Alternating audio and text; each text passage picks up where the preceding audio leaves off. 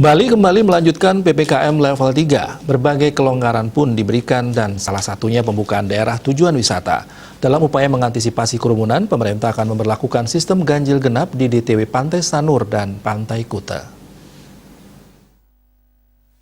Di tengah melandainya kasus pandemi COVID-19, masyarakat tidak boleh lengah dan pemerintah pun terus melaksanakan antisipasi agar pandemi ini bisa terus ditekan.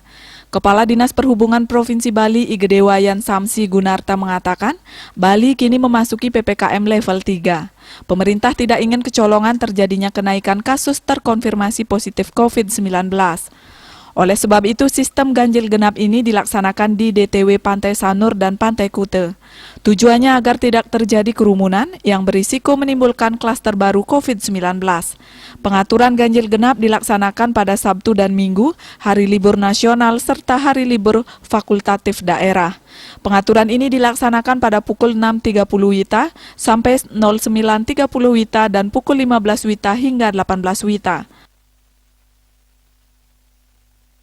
Dengan melakukan sistem ganjil genap ini untuk bisa membantu mengurangi keramaian yang ada. Harapannya adalah kita bisa dapat memenuhi ketentuan PPKM 3 dengan baik.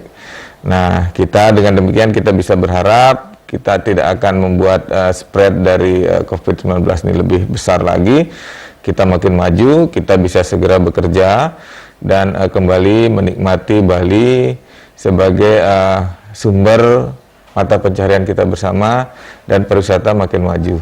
Salam sehat. Pihaknya berharap seluruh pemangku kepentingan terkait dengan kesadaran dan kesukarelaan membatasi diri sendiri dan memastikan jangan mengunjungi tempat yang penuh keramaian.